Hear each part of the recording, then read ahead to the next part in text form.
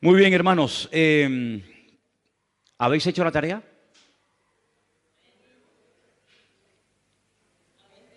¿Habéis hecho la tarea a medias? ¿A medias qué significa? ¿Que leísteis la mitad del capítulo? La idea era leer durante toda la semana el capítulo 11 de la carta a los Hebreos. ¿Cuesta mucho leer un capítulo a la semana? No, no. De hecho, no había que leerlo una vez a la semana, sino de hecho había que leerlo cada día. ¿Sí? Entonces, si ustedes han leído ese capítulo, se habrán quedado, como yo, me imagino, sorprendidos de la riqueza y de la profundidad al mismo tiempo que contiene ese capítulo. 18 personajes diferentes se mencionan. 18 personas diferentes. Claro, evidentemente para poder entender ese capítulo, o mucho del capítulo, uno tiene que conocer bastante de la Biblia, porque la mayoría de las cosas que se dicen ahí las encontramos en la historia del Antiguo Testamento, y si usted no ha leído el Antiguo Testamento, pues difícilmente se podrá enterar de muchas cosas.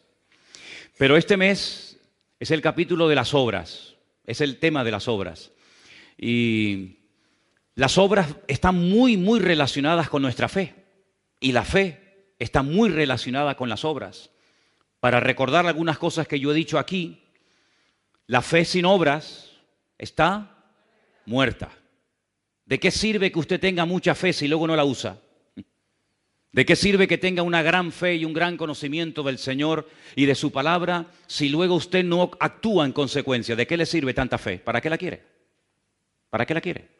La fe sin obras está totalmente muerta. Las obras que hacemos, ya lo hemos dicho en muchas ocasiones, no las hacemos para ganar la salvación. La salvación usted ni yo no la podemos comprar jamás.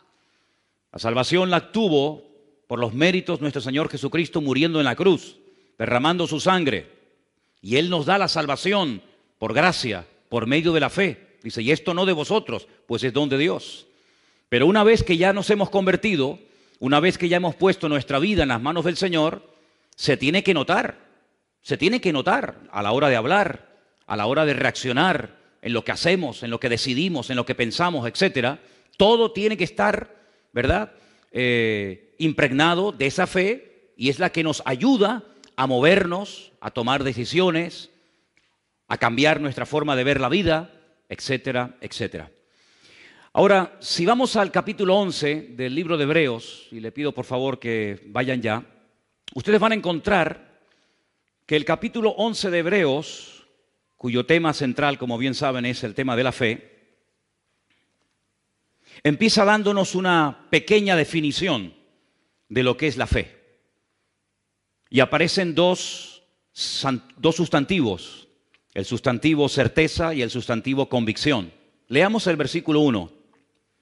Dice, la fe es pues la certeza de lo que se espera, la convicción de lo que no se ve.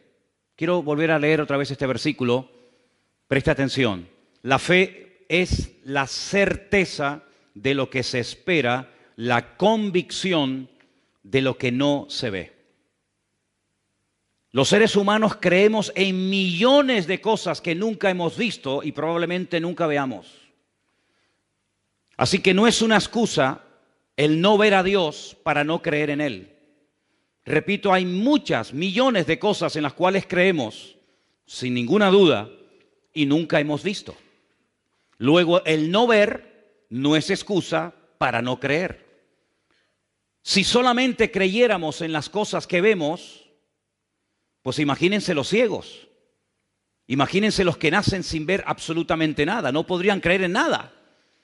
Porque si el principio es ver para creer, el ciego que no ve no podría creer. Por lo tanto, el no ver una cosa no es una excusa, repito, para no creer en ella. Algunos dirán, bueno, pero hay cosas que no vemos, pero se pueden demostrar que existen, efectivamente. Precisamente uso este argumento para dirigirme a todos ustedes y decirles que la fe de los cristianos no es una fe ciega, porque nosotros podemos demostrar las cosas en las cuales creemos. Por eso no está bien el decir que tenemos una fe ciega, porque la fe no es ciega. Hay un ingrediente que es indispensable para tener una fe sana. ¿Se acuerdan cuando estuvimos hablando de la fe sana?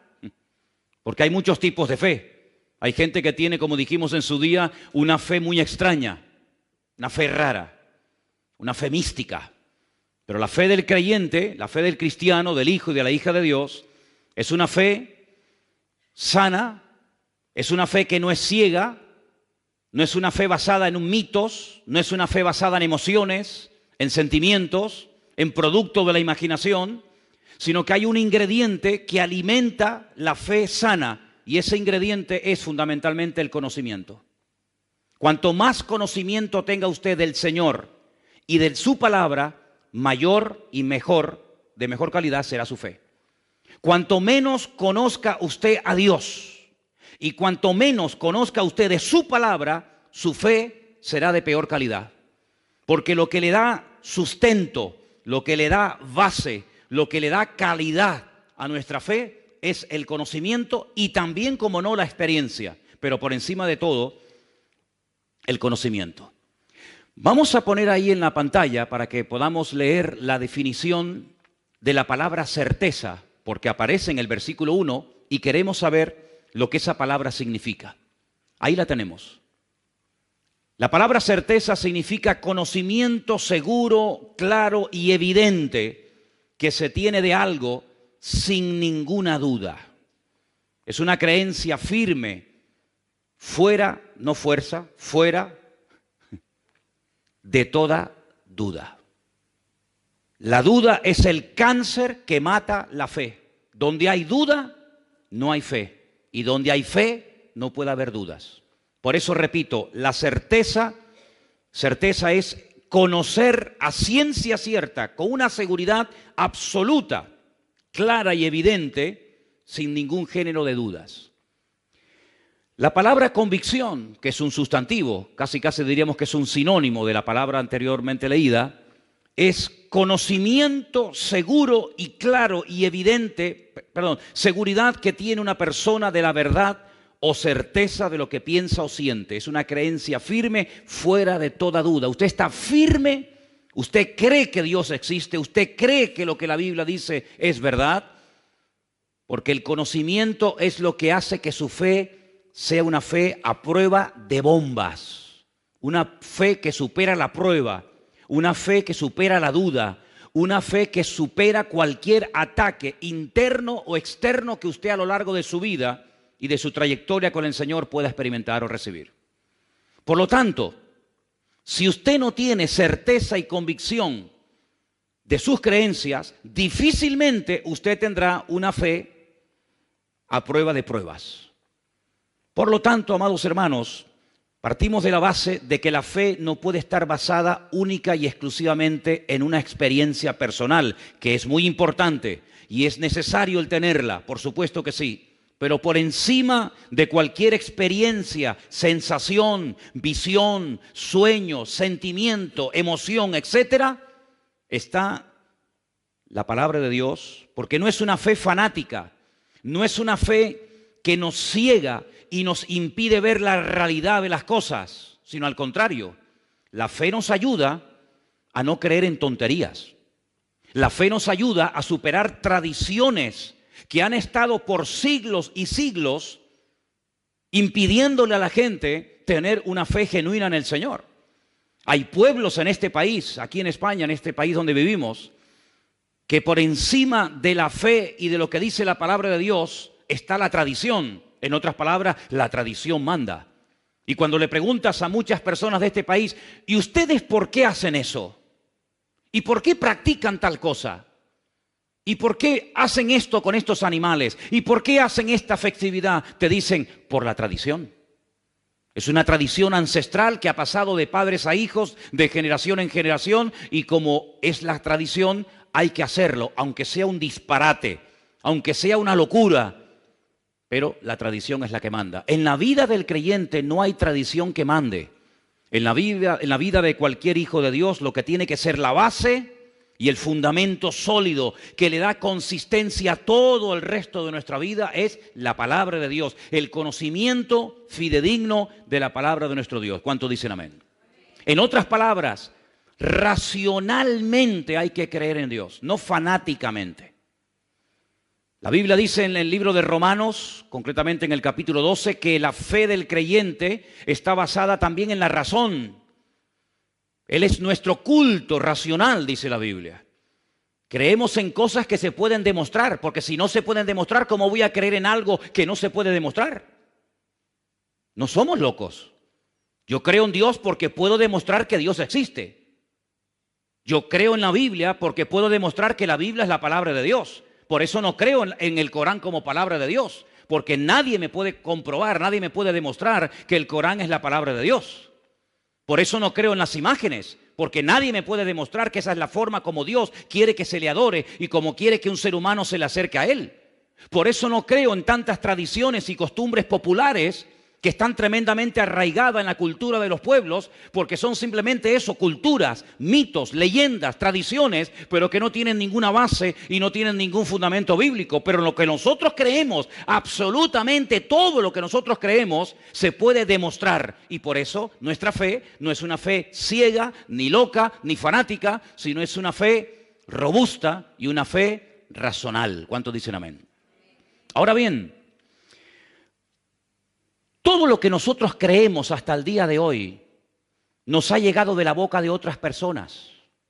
No nos levantamos una mañana y de repente comenzamos a creer en Dios, a leer la Biblia y a descartar una serie, como acabo de decir, de tradiciones o de costumbres, porque simplemente nos levantamos por la mañana y entró un rayo de luz por la ventana que nos aclaró todas las dudas y todas las interrogantes. No, no es nuestro caso, no ha sido nuestra experiencia. Prácticamente en todo cuanto nosotros creemos y practicamos hoy en día nos ha llegado por transmisión fundamentalmente oral. Porque otra persona nos habló del Señor y a esa persona le habló una persona y así es como los eslabones de una cadena. Ahora, lo que nos ha llegado a nosotros como palabra de Dios, lo que nos ha llegado a nosotros acerca de la vida de Cristo y de sus milagros, de su muerte, de su resurrección, etcétera, etcétera, goza de credibilidad. Es decir, nos podemos fiar que lo que nos han predicado y lo que nos han dicho las gentes a lo largo de los 2000 años de historia de la iglesia es verdad. ¿Te has preguntado alguna vez si lo que leemos en la Biblia realmente era así o no era realmente como nos han dicho? ¿Cuánto tiempo ha pasado? ¿Cuántas generaciones han pasado desde la época de Jesús hasta hoy en día? Déjenme que les dé un pequeño dato. Cuando usted comienza a leer el Evangelio según San Mateo, usted se encuentra que en el capítulo 1 hay un enorme árbol genealógico de los antepasados del Señor Jesucristo. ¿Sí o no? Y fulanito engendró a fulanito y fulanito engendró a tal. Y usted va retrocediendo en el tiempo y usted llega al principio de ese árbol genealógico que demuestra que Cristo era descendiente de la casa del rey David, por consiguiente de la tribu de Judá. Dice que desde Abraham hasta Cristo pasaron 42 generaciones. Ahora, muchos de los que están aquí, o algunos de los que están aquí, cuando leen, por ejemplo, un libro de arqueología, o los que están estudiando en institutos y universidades, muchas veces se te dan datos y se te dan fechas realmente que te dejan con la boca abierta, pero nadie los pone en tela de juicio. Por ejemplo, cuando se descubre un fósil, un hueso o algo por ahí, te dicen, esto tiene 10 millones de años. Y a veces tengo la sensación que cuanto más millones de años tenga, como que más fe hay que tener en eso. Y te dicen, no, este dinosaurio vivió hace 250 millones de años. Y nadie cuestiona la barbaridad de millones que le ponen, la cantidad de ceros que le añaden a la derecha a esa cifra. Sin embargo, si yo les dijera que desde Cristo hasta hoy en día han pasado simplemente 50 generaciones, si ponemos que una generación, según la Biblia, duran 40 años, 50 por 40 son 2000. Es decir, tenemos que creer que ese hueso, que ese dinosaurio, que esa piedra o lo que sea, tiene 100 millones de años y nadie puede decir ni mu, porque lo ha dicho el señor fulano de tal. Pero si yo os digo que de aquellas personas que vieron, hablaron y caminaron y palparon y reconocieron al Señor, simplemente han pasado 50 generaciones, que no es nada, 2000 años, todo el mundo se pone como en guardia. ¿Cómo es posible que no haya ningún problema a la hora de aceptar millones de años para una cosa y todo tipo de objeciones y de problemas y de trabas se ponen cuando hablamos de que desde Cristo hasta nosotros hoy en día han pasado aproximadamente 50 generaciones o 2000 años? ¿Por qué? Porque hablamos de Cristo. Y cada vez que se menciona o se habla de Cristo, automáticamente la gente se pone en guardia. Nadie se pone en guardia cuando te dicen que este hueso tiene 200 millones de años. Nadie. 200 millones de años, perfecto. Pero todo el mundo, o mucha gente, cuando hablas de Cristo y de la credibilidad de la Biblia y de la credibilidad de los manuscritos de la Escritura y de la antigüedad y del tiempo, se ponen en guardia. Pues déjenme decirles algo.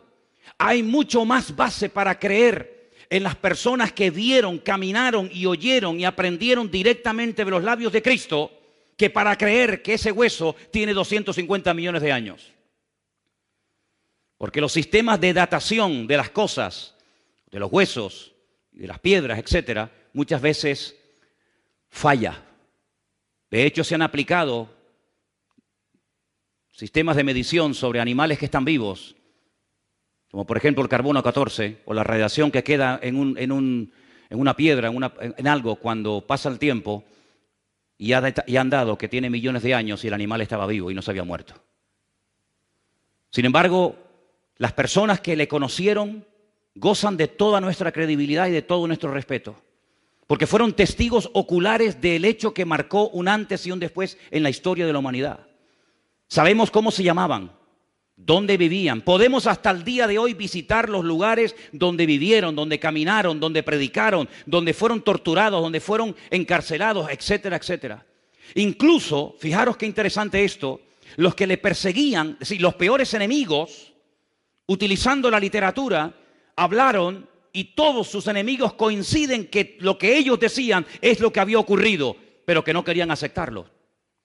Tenemos muchas cartas y manuscritos de personas ateas, de personas que eran enemigos del cristianismo, que escribían y decían es que están empeñados en decir que su Dios, que su Señor, que su Mesías murió en una cruz y que dicen todos que resucitó al tercer día. No había ningún tipo de dudas entre ellos, sino que estaban unidos, y podemos decir que no solamente por lo que dijeron y por lo que escribieron, sino que la arqueología, la literatura y la historia nos permiten a nosotros los cristianos hoy en día afirmar con toda certeza y convicción que todo cuanto nosotros creemos hoy en día no es producto de la imaginación ni de una locura, sino que tenemos una fe basada en un conocimiento certero de que la palabra de Dios está a prueba de bombas.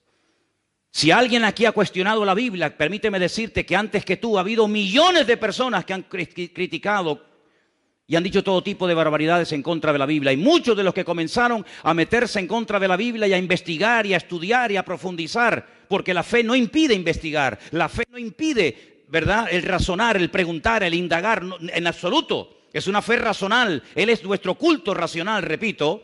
Muchas de esas personas terminaron convirtiéndose y dándose cuenta de que era dura cosa es dar cosas contra el aguijón y mejor es convertirse a Cristo que ponerse a Cristo en su contra. Por lo tanto, queridos hermanos y amigos, tenemos una fe a prueba de bombas. ¿Cuántos dicen amén? Pero esa fe y ese conocimiento nos tiene que llevar a la acción. Porque entonces, ¿para qué nos sirve a nosotros todo lo que estamos escuchando esta noche?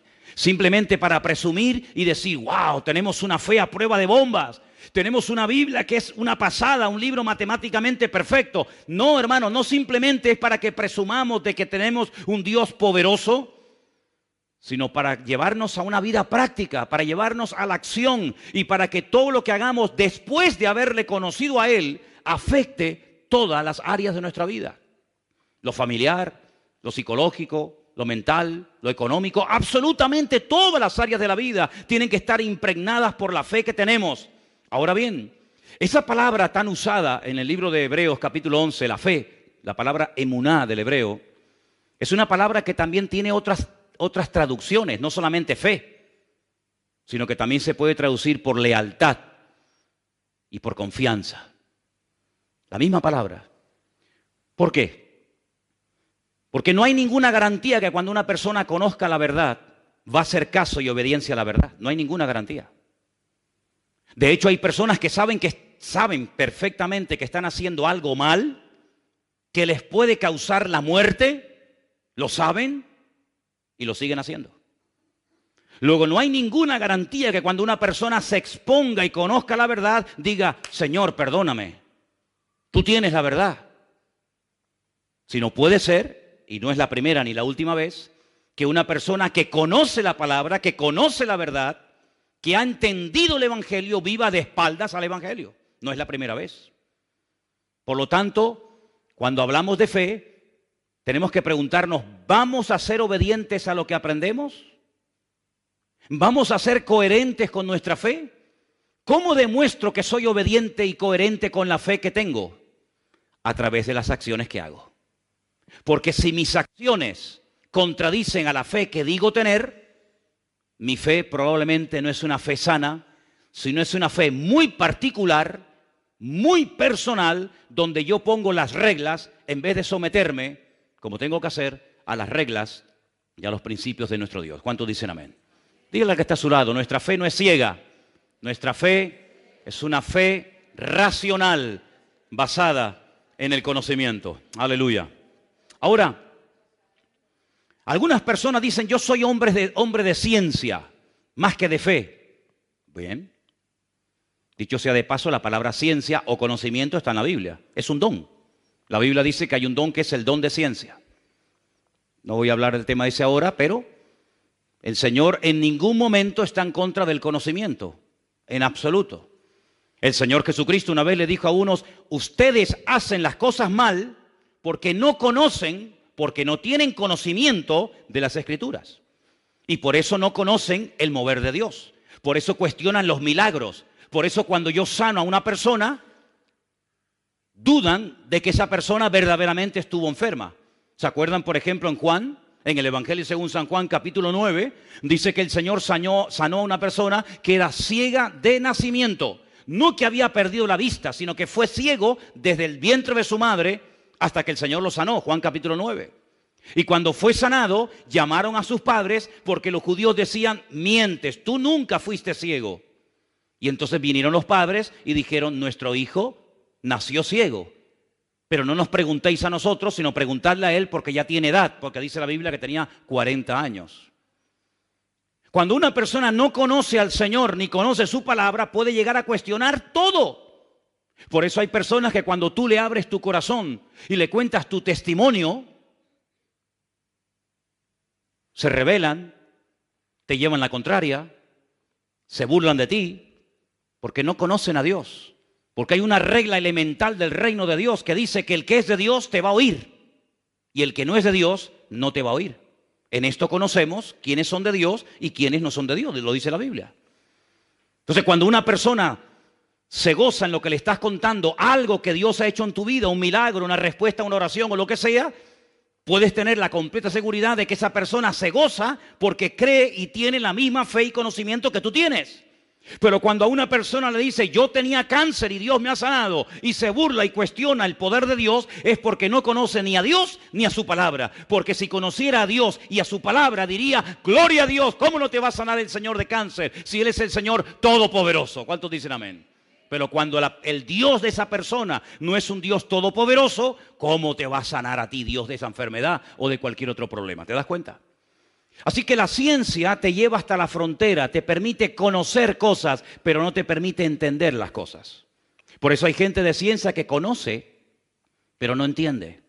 Sin embargo, si vamos a Hebreos capítulo 11, en el versículo 3, fíjate, porque yo una de las razones por las cuales le pedí que ustedes estudiaran y leyeran el capítulo 11 de Hebreos es para que se dieran cuenta la cantidad de cosas que se pueden hacer en la vida cuando una persona tiene fe en Dios. Y dice en el versículo 3, por la fe entendemos. Ay, amigo, no solamente conocemos. Yo para conocer muchas cosas no necesito tener fe. Pero para entender muchas cosas tengo que tener fe, porque el conocimiento no me lleva al entendimiento. Me da una información con la cual puedo incluso estar en contra. Pero dice que por la fe entendemos haber sido constituido el universo por la palabra de Dios. De modo que lo que se ve fue hecho de lo que no se veía. Luego lo visible viene de lo invisible.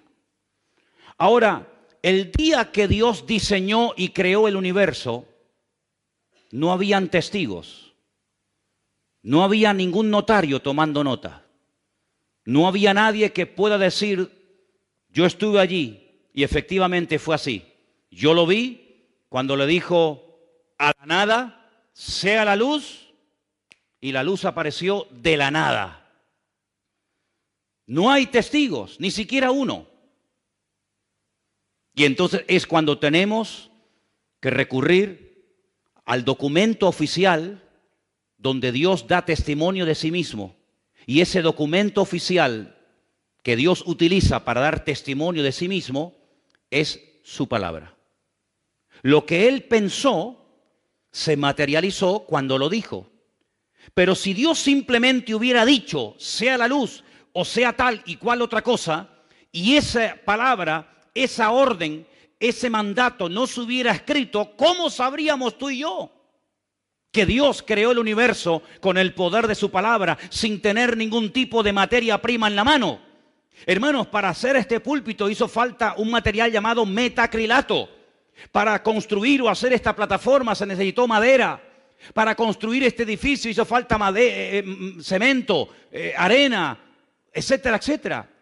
Pero Dios no necesitó materia prima para crear el universo, sino que lo único que, entre comillas, utilizó o usó el Señor fue el poder de su palabra. Y esa declaración, esas 6 veces que Dios da órdenes a la nada, las tenemos registradas en el único documento oficial que atestigua y da fe que lo que Dios hizo se cumplió. Y ese documento, gracias al Señor, lo tenemos aquí en la mano. Y se llama la Biblia, la palabra de Dios. ¿Qué es lo que puede presentar el hombre como contraargumento? Teorías. Teorías no demostrables. Opiniones, especulaciones, hipótesis. Y hay 10 o 12 opiniones diferentes acerca del origen de todo esto. Por ejemplo, ya Aristóteles, el famoso filósofo griego, decía que la creación es eterna, que siempre ha existido. El sol siempre ha existido, la luna siempre ha existido, la tierra, el universo siempre ha existido.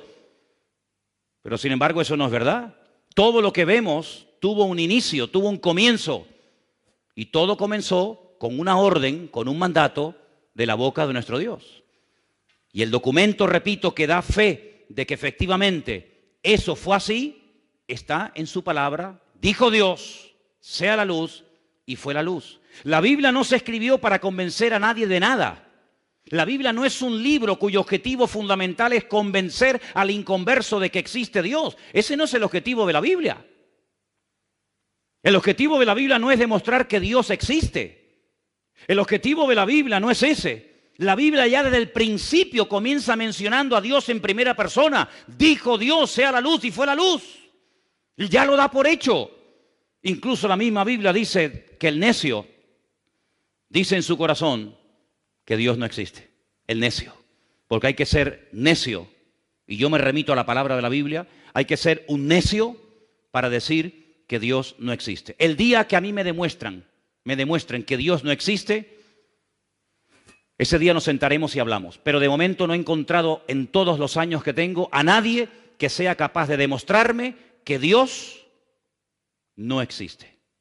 Algunos me dicen, demuéstrame tú que tu Dios existe. Digo, no, vamos a hacerlo al revés. Empieza tú. Empieza tú. Ustedes son mayoría, ¿no? Los que dicen que Dios no existe, pues presentadme argumentos para demostrar que Dios no existe. Y nadie te va a poder demostrar que Dios no existe. Absolutamente nadie. Ahora bien, las 2 palabras que aparecen ahí en el versículo 1, certeza y convicción, todos ustedes saben que la Biblia se escribió fundamentalmente en 2 idiomas. El Antiguo Testamento se escribió en la lengua sagrada, el hebreo, y el Nuevo Testamento se escribió en el idioma culto de la época, que era el griego, ¿vale? Los manuscritos de los cuales se ha traducido el Nuevo Testamento a todas las lenguas que existen hoy en día son de origen griego. Las dos palabras que aparecen ahí en el versículo 1, griegas, para hablar acerca de certeza y convicción, una de ellas es la palabra upostasis. Permítame llevarles al capítulo 1 de Hebreos, versículo 3. Estamos en Hebreos capítulo 1, versículo 3, donde dice lo siguiente.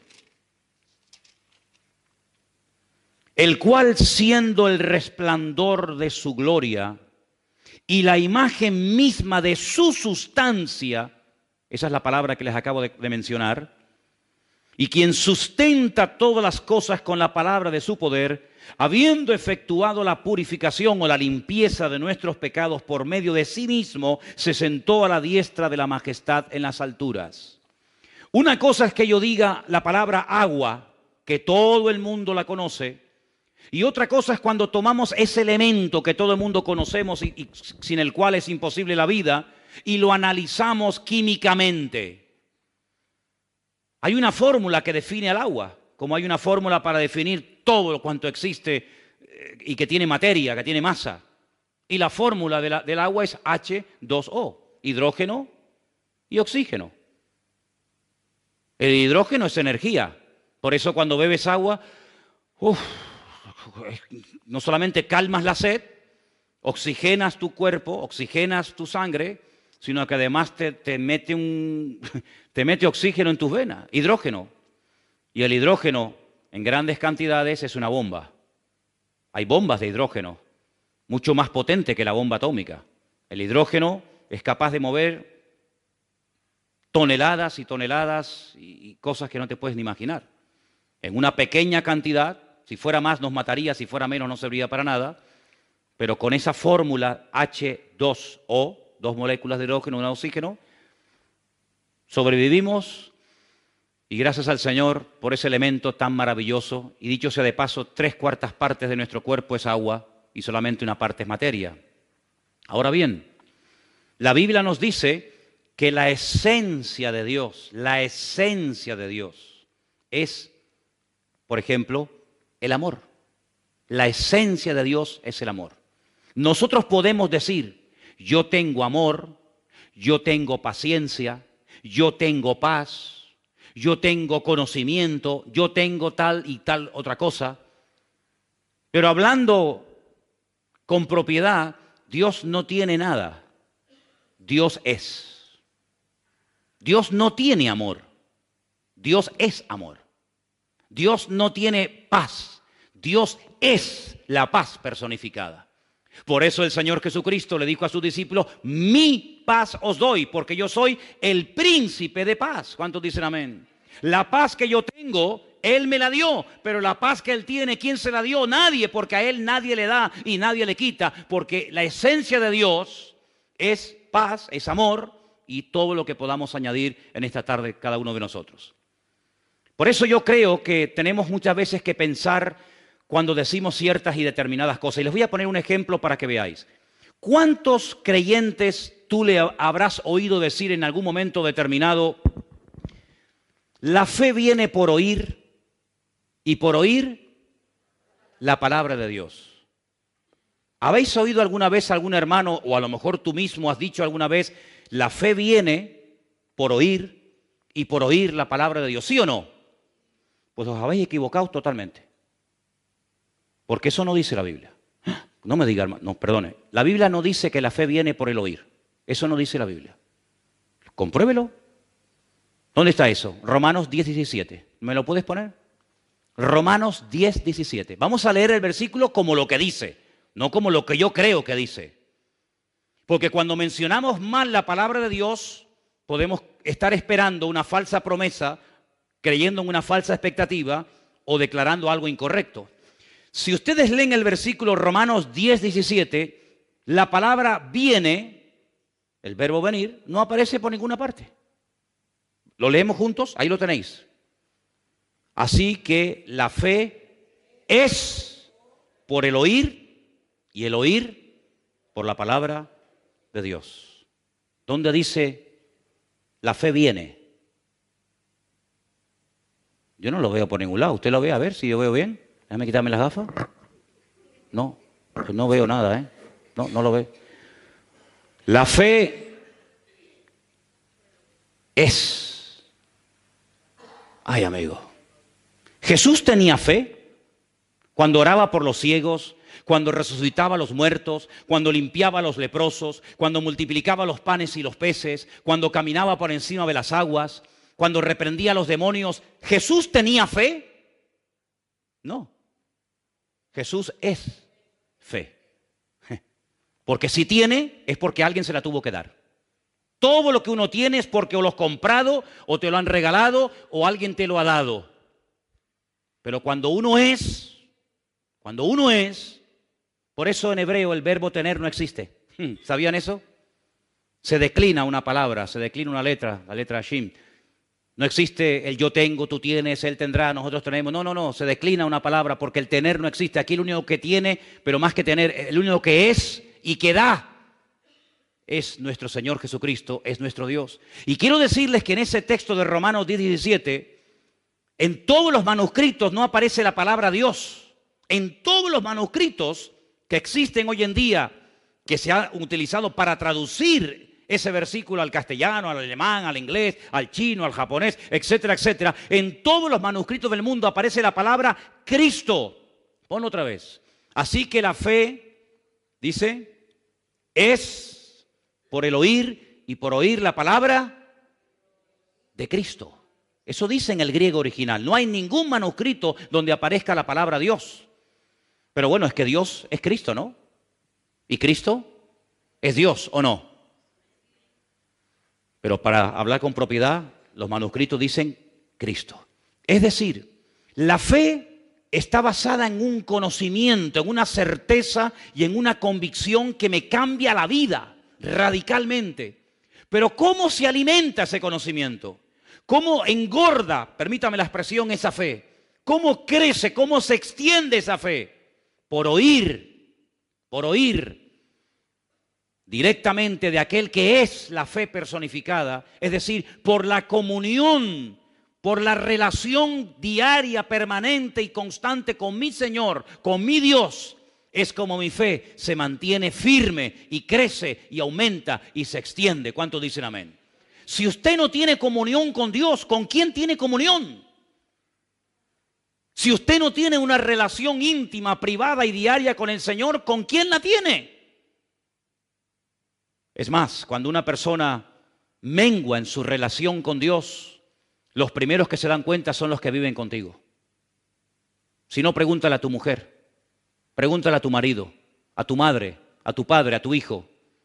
En el momento en el que tu comunión con el Señor mengua, en el momento en el que tu comunión con Dios no es como tiene que ser, comienza a brotar la antigua naturaleza. Comienza a despertarse el gigante dormido. El gigante que pensabas que habías vencido, pero que simplemente lo has tenido dormido durante tiempo, comienza otra vez a despertarse y a hacer de las suyas. Por eso, lo mejor que podemos hacer en nuestra vida es mantenernos bien cerca, en comunión diaria y permanente con nuestro Dios, con nuestro Señor Jesucristo, para que nuestra fe no mengüe, sino que nuestra fe sea una fe viva, una fe sana, una fe robusta, y podamos ir de victoria en victoria y de gloria en gloria y de bendición en bendición en el nombre del Señor. Porque la fe, queridos hermanos, sí está basada en el conocimiento, pero ¿en el conocimiento de qué o de quién? En el conocimiento de mi Dios y en el conocimiento de la palabra de mi Dios. Amén. Ahora, voy a explicarles algo referente a esta palabra upostasis, que es la palabra que aparece en el versículo 1 del libro de Hebreos, y quiero darles una pequeña explicación para no perdernos en demasiadas explicaciones. Esa es la palabra que aparece en el griego para la palabra certeza, sustancia, esencia. Es algo que afecta el mundo. Si cogiéramos un vaso de agua y le echáramos un chorro de aceite, ¿se notaría? Sí, claro que sí. Si cogiéramos, por ejemplo, una Coca-Cola y la echáramos dentro de un vaso de agua, automáticamente cambiaría el color, el sabor y todo, ¿a que sí? En otras palabras, nuestra esencia como seres humanos es una esencia que viene deteriorada por la desobediencia y por el pecado. Y por eso cuando venimos a este mundo tenemos que aprender a ser obedientes. Nunca se aprende, nunca hay que enseñarle a un niño a ser desobediente. ¿Usted le enseñó a su hijo a ser desobediente? No, es que ya eso lo aprenden solo. ¿Usted le enseñó a un niño decir mentiras? No, las aprenden solo. Decir malas palabras. Es como que viene en la esencia del hombre, ¿verdad? Pero cuando entra el Señor en nuestra vida, nuestra esencia espiritual tiene que cambiar radicalmente. Por eso no es normal, aunque algunos crean que sí, que cuando pasan muchos años caminando con el Señor y conociendo al Señor, sigamos hablando igual, actuando igual, pensando igual, pecando igual. Juan observa y dice, el que sigue practicando y viviendo en el desorden, el que sigue viviendo como si nada en el pecado, es que no ha conocido a Dios. Porque el que ha conocido a Dios no practica el pecado. ¿Cuántos dicen amén? Dígale que está a su lado. El que conoce a Dios no practica el pecado. No lo puede practicar. Porque cuando uno conoce al Señor, lo que menos uno quiere hacer en la vida es pecar y desobedecer al Señor. En esto conocemos que hemos pasado de muerte a vida, dice Juan, en que amamos a los hermanos. ¿Cómo pueden pasar años sin dirigirle la palabra a una persona y usted llamarse cristiano? Es que probablemente usted no sea cristiano. Porque la Biblia dice que el que practica asiduamente algo no ha conocido a Dios. Es que no lo digo yo, que yo no he escrito ni una página de la Biblia. La Biblia dice que ama a Dios y trata al trancazo a su hermano y no le habla, lo insulta, lo humilla, no lo ama, no lo respeta, no lo perdona, no le permite en un momento determinado cometer un agravio contra usted, entonces usted es más duro que Dios. Usted es más juez, más duro y más intolerante que Dios. Porque la Biblia dice que en esto se demuestra que hemos pasado de muerte a vida. En que hay algo en nuestra naturaleza que ha cambiado. ¿Y saben lo que ha cambiado? La esencia. Ahora tenemos la esencia de Dios. Dice que Él es el autor y el consumador de nuestra fe. Él es el que nos da la fe y el que nos mantiene esa fe viva en nosotros. Y por eso, cuando obramos, cuando hacemos obras, cuando hacemos buenas acciones, fruto, en definitiva, pues estamos demostrando que nuestra fe no es una fe muerta, sino es una fe viva. La otra palabra que aparece también se puede encontrar en la Biblia como la palabra amonestación. ¿Podemos poner otra palabra? Una era upostasis, la otra es elengos. La palabra elengos a veces se traduce en la Biblia por la palabra reprender, amonestar. Es decir, escuche bien esto es un concepto que esta semana me ha llamado mucho la atención. Cuando dice la fe es convicción, la fe es una amonestación. La fe es algo que me sacude. La fe es algo que me dice, no, así no es.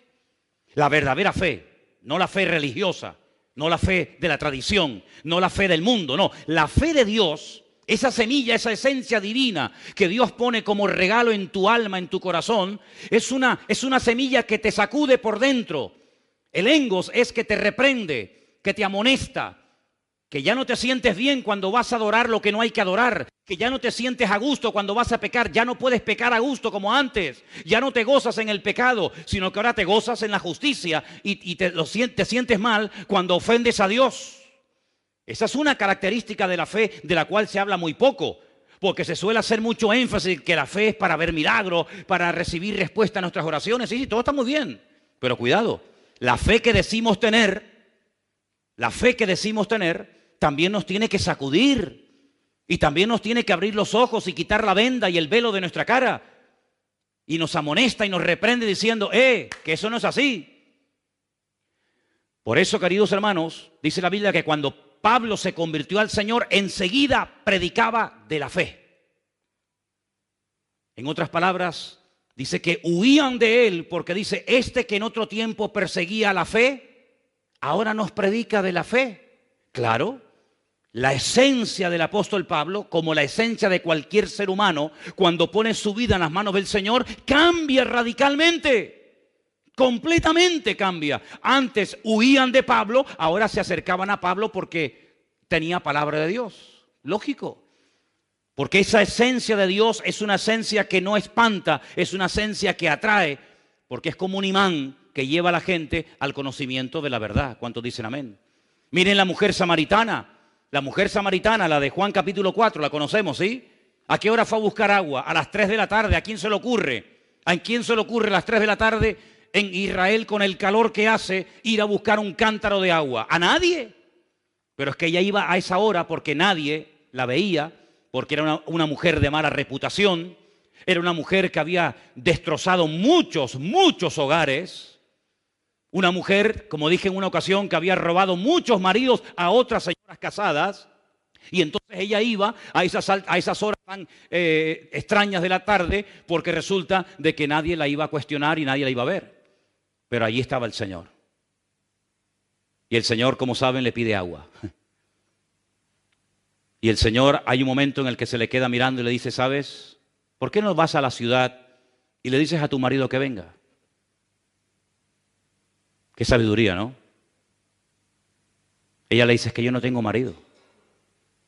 Dice, muy bien. Fíjate, no ocultó su realidad. Dice que el que encubre no prosperará. Muy buena respuesta, mujer. Has dicho lo correcto, no tengo marido, pero te recuerdo que ya has tenido 5. 5. Y el que ahora tienes tampoco es tu marido. Ya iba con 6 y ninguno de los 6 era su marido. Entonces la mujer se queda sorprendida, se va a la ciudad, oyen al maestro, cambian de vida y cuando el Señor se va a los 2 o 3 días de Samaria, dicen los samaritanos la siguiente palabra. Ahora no solamente creemos en Él como el Salvador y como el Mesías que tenía que venir a este mundo, no solamente creemos en Él por tu testimonio y por lo que tú nos dijiste que Él te dijo, sino que ahora también nosotros, porque hemos tenido una experiencia personal con Él, ahora también nosotros tenemos una fe personal en Él. Una fe que no solamente depende de tu testimonio, sino una fe que nosotros tenemos porque también le hemos conocido personalmente. ¿Cuántos dicen amén? Y por eso dije al principio del estudio que es muy importante que nosotros tengamos una fe basada en el conocimiento de las Sagradas Escrituras, de la Palabra de Dios, que es lo que le va a dar solidez a tu fe, sino también el paso siguiente es una experiencia personal con el Dios de la Palabra. Porque si no vas a conocer solamente la Palabra de Dios y no vas a conocer al Dios de la Palabra, que es lo que le pasa a mucha gente. Hay muchas personas que han estudiado en seminarios y dicen que saben, mucho de la palabra de Dios, pero de Dios no tienen ni idea. Cada vez que voy a Israel me pasa lo mismo. Hablo con muchísima gente que tienen conocimiento de la palabra de Dios tremenda. Libros enteros de la Biblia se saben de memoria, cosa que ninguno de nosotros sabemos. No hay nadie aquí que se sepa un libro de la Biblia de memoria. Nadie. Y allí en Israel hay miles de personas que se saben libros y libros enteros de la Biblia de memoria. Pero de Dios, del Dios de la palabra, no tienen ni idea. Porque si conocieran al Dios de la palabra, nunca hubieran crucificado al Hijo de Dios, ni lo hubieran rechazado, ni lo seguirían rechazando. ¿Te das cuenta?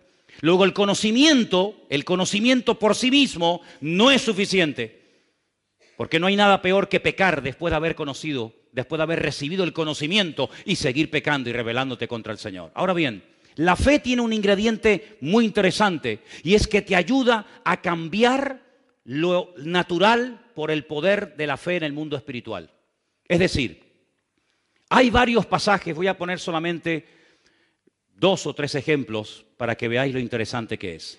Hay gente que acepta cosas en la vida con una cierta resignación, como diciendo, bueno, esto es lo que me ha tocado en la vida. Esta es la cruz, dicen algunos, que me ha tocado llevar. Vamos a ver. ¿Usted se acuerda cuando un joven llamado David, que en aquel momento no era rey ni era nada, recibe el encargo de su padre para que vaya al campo de batalla donde están sus hermanos mayores a ver cómo están? ¿Se acuerda del pasaje? Seguro que sí. Dice la Biblia que cuando llegó al campamento y habló con sus hermanos y le dio la comida que traía para ellos de parte de su padre, él se dio cuenta de que en el campamento había un ambiente extraño. Allí no se respiraba a fe por ninguna parte. Allí había temor, allí había miedo. Y él pregunta y dice, ¿qué es lo que pasa? Porque yo noto que aquí hay un ambiente donde no está la presencia del Señor. Porque dice la Biblia que el amor echa fuera el temor, y allí había temor por todas partes, empezando por el rey hasta el último del ejército. Y le informan de que hay un paladín, que hay un gigante enorme llamado Goliat, que lleva 40 días asustando, amedrentando a las tropas del ejército de Israel. Y entonces él le dice al rey Saúl, yo voy a ir y voy a luchar contra ese hombre. Y todo Israel sabrá hoy que el Dios de Israel es el Dios vivo y verdadero. Recibe todo tipo de oposición. Primero por parte de sus hermanos. Segundo, el rey intenta ponerle una armadura que ni a él le servía, cuanto menos a David. En otras palabras, intentan con armas naturales dotar o capacitar a David para una batalla que ni ellos mismos, todos juntos, serían capaces de vencer al gigante Goliat. Pero David les dice una palabra extraordinaria, primero al pueblo y después al gigante Goliat, que es a lo que quiero ir. Primeramente le dice a los soldados, incluido al rey Saúl, yo no voy a él con espada y con jabalina. Porque esta guerra, él había discernido que no era una guerra cuerpo a cuerpo, como tantas que tuvo que librar después cuando fue rey de Israel. Sino que esta es una guerra que tiene una connotación diferente. Y ustedes no han sabido discernir el espíritu que hay detrás de este hombre. Ustedes miran a Goliat, pero yo me doy cuenta de que detrás de Goliat hay demonios. Detrás de Goliat hay fuerzas demoníacas que lo que intentan es frenarnos, humillarnos e impedir que seamos un pueblo feliz y un pueblo vivo y victorioso. Y por eso yo no puedo ir contra este hombre con una espada, con una lanza, con una jabalina, porque en este momento esta guerra no se gana así. Mañana, cuando sea rey, iré con espada, con lanza, con jabalina, etcétera, etcétera. Pero hoy, precisamente hoy, estas armas son inservibles, no sirven para nada. Hoy voy a utilizar otro arma que ustedes lamentablemente no conocen y que yo voy a utilizar hoy, y van a ver qué tremendo resultado va a producir en el mundo natural. Y es que yo voy a ir en el nombre del Dios de Israel. Claro, ellos se quedaron sorprendidos porque para ellos esta forma de hablar era muy extraña. Esta forma de hablar la desconocían totalmente, por eso estaban asustados. Porque uno tiene fe, amigo, hasta que tú pierdes el control. Y la verdadera fe es cuando empieza a funcionar, es cuando pierdes el control. ¿Lo has oído? La verdadera fe empieza a funcionar cuando tus recursos se acaban. Mientras tienes dinero en el banco, tú estás tranquila. Mientras tienes trabajo, no hay problema. Mientras tienes salud, no pasa nada. Pero se te acaba el dinero, comienzas a tener problemas de salud, pierdes el trabajo, te quitan 3 o 4 cositas que te dan una falsa seguridad, y ahí es donde empieza a funcionar la fe.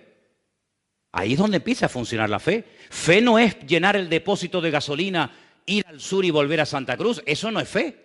Eso es lo que hace todo el mundo. Fe sería, en todo caso, ir con 1 litro de gasolina al sur y volver. Eso sí sería fe. Pero ir al sur con el depósito lleno de gasolina, ahí no hay ningún tipo de fe en absoluto. Fe no es moverme por lo que tengo, sino fe es moverme por lo que soy.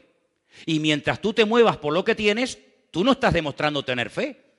Pero cuando tú te mueves no por tus recursos naturales, sino por los recursos divinos, amigo, ahí es donde verdaderamente se demuestra quién tiene y quién no tiene fe.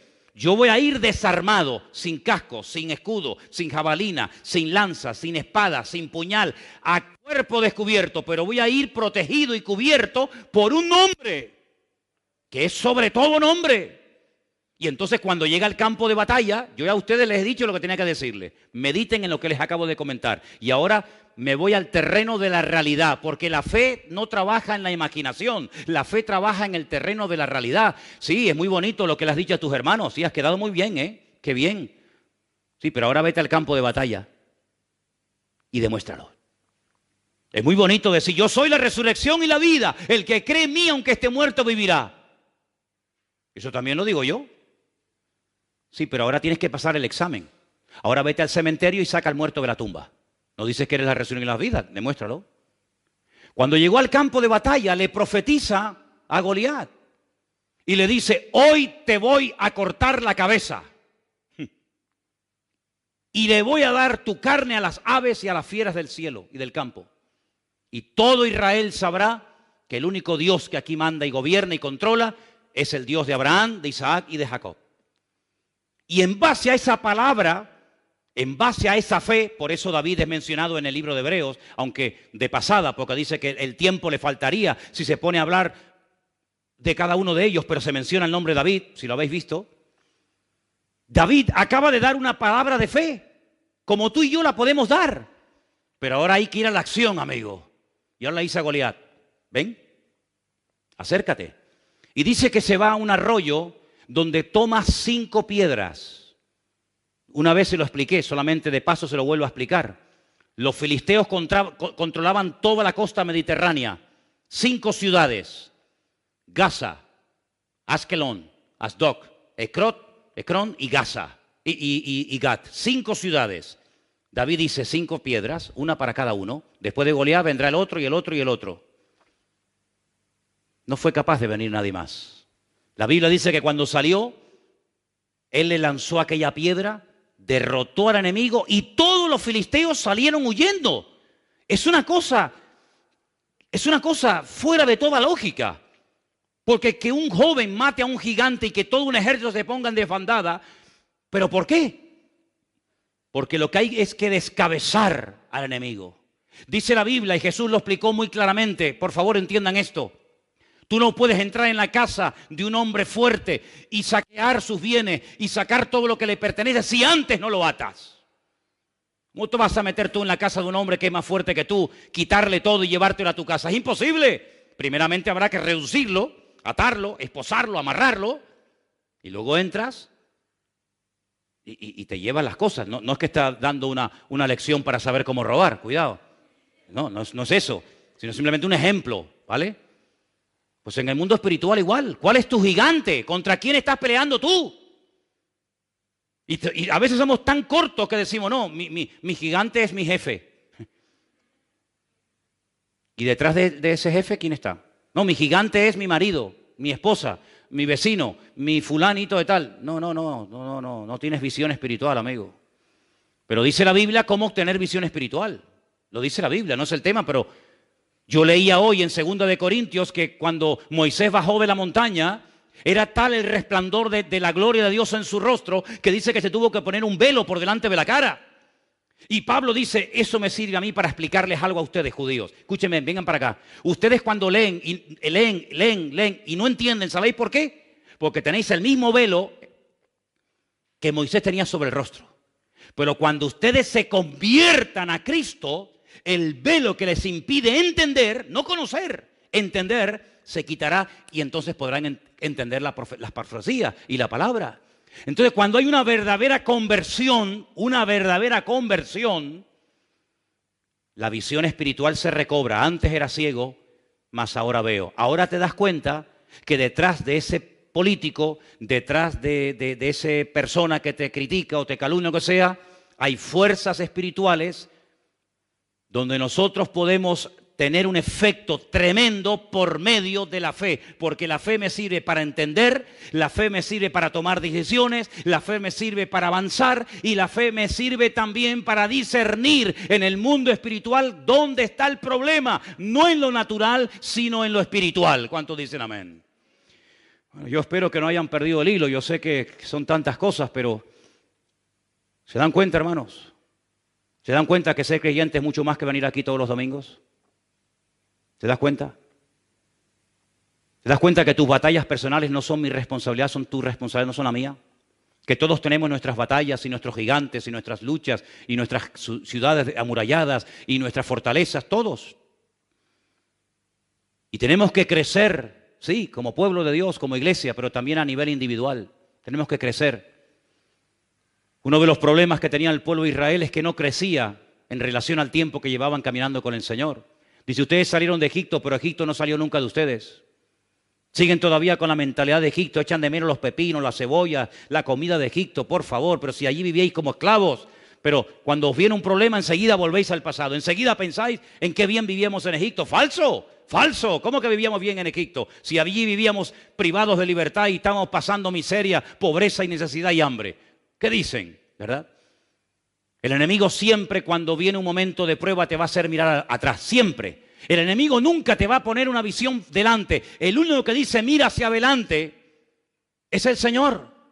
Pero la mujer de Lot, cuando tuvo un momento de duda, ¿dónde miró? Atrás, nunca mira adelante. El enemigo siempre te va a hacer creer que los tiempos pasados fueron mejor que los presentes. Dice, y el que habla así no es sabio. Por lo tanto, cada vez que te entra nostalgia, cada vez que te dan ganas de mirar atrás, no es Dios el que te está hablando. El Señor siempre te dice, poned la mira en las cosas de arriba, si es que verdaderamente habéis resucitado con Cristo Jesús. El segundo ejemplo que les quiero poner, el primero fue el de David con Goliat, ¿sí? El segundo ejemplo es el de Elías, profeta Elías. Un hombre que sube a lo alto del Monte Carmelo y le dice a 400 profetas falsos de Baal, hoy tiene que quedar aquí bien claro en esta montaña quién es el verdadero Dios. Vamos a ver, lo que no es correcto es que ustedes por un día adoren a Baal y otro día adoren a Dios. No puede ser, esto es una ambigüedad, esto no lleva a ninguna parte. Vamos a tomar una decisión. Y en aquel monte que es muy alto, del cual se ve muchas partes de Israel, todo el valle de Meguido, etcétera, etcétera, les dice, vamos a orar, vamos a entrar en una guerra de tipo espiritual. Aquí no vamos a pelear cuerpo a cuerpo, sino aquí vamos a pelear en el mundo espiritual. Ustedes pongan sobre un altar de piedras a un buey y yo pondré otro. Y ustedes oren e invoquen a vuestras divinidades y a vuestros dioses. Si vuestro Dios es el verdadero, que lo demuestre y punto. Que descienda fuego del cielo. Si no desciende fuego del cielo, ustedes están sinceramente equivocados. Estáis creyendo en una mentira como si fuera verdad. Y estáis inculcando y transmitiendo de generación en generación esas mentiras y esas fábulas a vuestros hijos. Y eso no se puede permitir ni un momento más. Después yo tendré mi oportunidad, invocaré al Señor. Y si mi Dios me responde por fuego y quema este altar, entonces queda bien claro que vosotros estáis adorando a un Dios falso y el Dios mío es el verdadero. Estaban tan equivocados y tan fanatizados que dijeron, vale. Podían haber dicho, no, espera. Vamos a buscar una cosa más sencillita, Elías, por favor, que caiga fuego del cielo. No, pero ellos estaban tan convencidos que dijeron, vale, venga. Es increíble cómo la gente puede incluso llegar a dar la vida por una mentira, creyendo que está muriendo por una verdad. Es terrible. La fe religiosa es peligrosa. La fe religiosa puede llevarte a cometer barbaridades. Oraron desde la mañana hasta el atardecer y allí no hubo ninguna respuesta hasta que le tocó el turno a Elías. Y dice la Biblia que cuando Elías oró, previamente había dicho que le echaran agua a la leña, que le echaran agua al altar, etcétera, y cayó fuego del cielo. Allí se demostró que el Dios de Israel era el Dios vivo y verdadero y no Baal al cual ellos adoraban. Esa no fue una guerra de un ejército contra otro ejército. Esa no fue una guerra de tipo natural, fue una guerra de tipo espiritual. Israel se enfrentó en lo natural muchas veces en el pasado con amorreos, filisteos, cananeos, moabitas, amonitas, ¿de acuerdo? Pero las batallas que tú y yo libramos hoy en día no son físicas. Nuestra pelea no es contra sangre y carne, dice Efesios capítulo 6. Las armas de nuestra milicia no son carnales. Nosotros, dice la Biblia, que peleamos contra principados, contra potestades, contra gobernadores de las tinieblas de este siglo, contra huestes espirituales de maldad en las regiones celestes. Y hay cristianos que ahí no saben pelear. No, ahí no saben, no tienen ni idea. No tienen ni idea. Y es ahí donde el Señor en este 2017 a todos y a cada uno de nosotros, a los que quieran, nos quiere llevar a pelear la buena batalla, a pelear no contra el jefe que te trata mal y te humilla, no contra el profesor que la tiene según tú tomada contigo, no contra el vecino que te tiene amargada la vida y te raya el coche y te tira basura por la ventana, no contra fulano y... No, por ahí no van los tiros, amigo. Sino aprender a leer, aprender a discernir en el mundo espiritual y darte cuenta que hay cosas que no vienen de Dios. Y lo que no viene de Dios, a través de la fe, yo tengo la autoridad de reprender, tengo la autoridad de tomar autoridad sobre esas cuestiones y cambiar lo natural a través del nombre de nuestro Señor Jesucristo. ¿Cuántos dicen amén? Y quiero solamente recordarles algo. En Marcos capítulo 4, verso 37, es el último pasaje que voy a leer, aunque tengo aquí material para dar y vender. Pero en Marcos capítulo, como dije, 4, verso 37, quiero que presten atención a este último texto que voy a leer en esta noche, por favor. Y dice así. Si quieren, arrancamos desde el versículo 35, para empezar a leer la historia del principio. Aquel día, cuando llegó la noche, les dijo, pasemos al otro lado. Pasemos al otro lado. Ya hemos estado mucho tiempo en esta orilla. Despidiendo a la multitud, le tomaron como estaba en la barca y había también con él otras barcas. Pero se levantó una gran tempestad de viento y echaba las olas en la barca de tal manera que ya se anegaba. Ahora, no estamos hablando de un transatlántico. Estamos hablando de pequeñas embarcaciones donde si entra mucha agua, lo más probable es que nos hundamos aquí todos. Y puede haber algún muerto. De hecho, ¿cuánta gente, cuántos miles de personas han muerto cruzando de diferentes partes del mundo hacia Europa porque el tipo de embarcaciones en el que vienen no sirven para nada? Pues aquí hay un ejemplo bíblico de cómo va un grupo de 12 personas en una pequeña embarcación, se desata una tempestad de tal magnitud. Y entonces fijaros que en el versículo 38 dice, él estaba en la popa, en la parte de atrás de la barca, durmiendo. ¿No se mareaba el Señor? Parece ser que no. Y no había biodramina, que yo sepa, en aquella época, ¿no? No se mareaba. Yo sé que si más de uno fuera en esa barca, madre mía, se hubiera tirado por la borda, ¿no?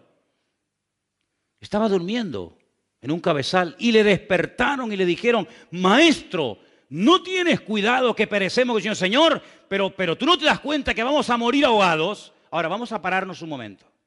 ¿La fe para qué sirve? Para tomar sabias decisiones, para hablar correctamente. Ahora están hablando incorrectamente. ¿Por qué? ¿Quién es el que va dormido en esta barca? ¿Quién es el que va ahí dormido? ¿Cómo se llama ese señor que está ahí dormido? Yeshua HaMashiach, Señor Jesucristo. Bien. ¿Quién es Él? Es el Mesías. Bien. Si es el Mesías, ¿qué dicen las profecías acerca de la muerte del Mesías? Bueno, Isaías 53 y otros pasajes es muy claro. Dice que traspasarían sus manos y sus pies y que moriría colgado, crucificado entre malhechores. Eso dicen las profecías. Si las profecías dicen que Él va a morir crucificado, ¿cómo le dicen al Señor, Señor, despiértate, que vamos a morirnos? No nos podemos morir. Él no puede morir en esta barca. ¿Por qué? Porque entonces la palabra sería mentirosa. Porque entonces Isaías era un mentiroso. ¿Se inventó eso de que lo iban a crucificar? ¿Se equivocó? No, iba a morir ahogado. ¿Por qué va durmiendo el Señor? Porque sabe que por mucho agua que entre, Él no va a morir ahogado. Esto es tremendo, ¿eh? No es lo mismo montarse en un avión sabiendo que no se va a caer que sabiendo que el avión se va a caer. ¿Te montarías? Usted va a morir en un avión. Ya no me monto más en aviones. Pero si yo sé con toda seguridad que no voy a morir en un avión, me puedo montar en 1.000.000 de vuelos que por mucho que se meneen, por mucho que se sacudan, yo sé que no voy a morir así. De alguna manera aterrizará. Esa era la fe que en ese momento estaba manifestando el Señor. ¿Cómo? Con paz, con tranquilidad. En paz me acostaré y asimismo dormiré. Ahí tenían delante de sus narices la paz personificada, pero ellos no, ellos pierden el control, y cuando uno pierde el control que dije antes, es cuando empieza la fe, pero si no tienen fe, ¿qué fe van a usar? ¿Qué fe van a usar, amigo? Señor, despiértate que perecemos, versículo 39, levantándose, reprendió,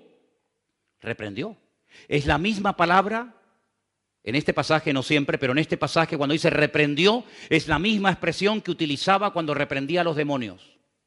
La misma. Toma autoridad de lo natural con el poder del mundo espiritual. Reprendió al viento y a la mar y le dijo, cállate, enmudece. Cesó el viento, se hizo grande bonanza y les dijo, ¿por qué estáis así amedrentados? ¿Es que no tenéis fe? ¿Ves cómo les reprocha?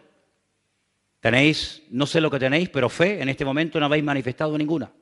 Entonces temieron con gran temor y se decían el uno al otro, ¿quién es este que aún el viento y el mar le obedecen? Si conocemos a Dios, no vamos a entrar en el terreno de la desesperación, ni de la duda, ni del temor.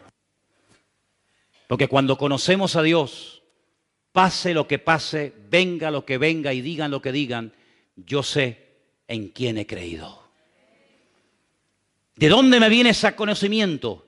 De la palabra.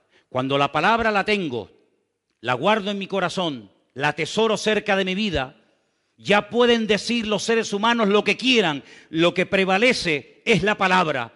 Y la palabra me da fe, la palabra me da ánimo, la palabra me da seguridad, la palabra me da confianza. Y por eso, aunque ocurran cosas terribles, si el Señor me ha dado una palabra específica, si el Señor me ha dado el regalo de su palabra, de su documento oficial, no tengo por qué temer de nada ni de nadie, porque nosotros vamos a estar en esta vida hasta que Dios lo permita y lo quiera. Pero no quiero que estés en esta vida de cualquier manera, ¿vale? No quiero que estés en esta vida con una resignación absurda y ridícula, aceptando cosas que no vienen de Dios como creyéndote que vengan de Dios. Dios quiere lo mejor para tu vida. Dios quiere bendiciones para tu vida. Dios quiere abrirte puertas. Dios quiere ayudarte. Dios no quiere que estés amargada. Dios no quiere que estés con duda. Dios no quiere que estés incómodo. Dios no quiere que estés insatisfecho. Dios quiere llenarte de paz, de victoria, de su presencia. Y cuando eso no está, párate y dice, Señor, en el nombre de Jesús, no acepto la tristeza, no acepto la derrota, no acepto el desánimo como algo normal. ¿Cómo que como algo normal? Será para los de la calle que no tienen al Dios que yo tengo, pero el Dios que yo tengo es un Dios que, dicho en su palabra, estaré con vosotros todos los días hasta el fin del mundo. Y quiero solamente, hermanos, recordarles que en el libro de Hebreos, capítulo 11, usted puede ver ahí por qué Abel fue capaz de hacer lo que hizo. ¿Por qué Enoc no murió? ¿Por qué Abraham salió sin saber a dónde iba? ¿Verdad? ¿Por qué Sara, fuera de toda posibilidad humana y científica de ser madre, fue madre? ¿Por qué Isaac se dejó amarrar, un hombre con 40 años? Y dijo, bueno, si me tienes que matar, me matas. ¿Por qué estas gentes hacían y vivían de esta manera? Por la fe.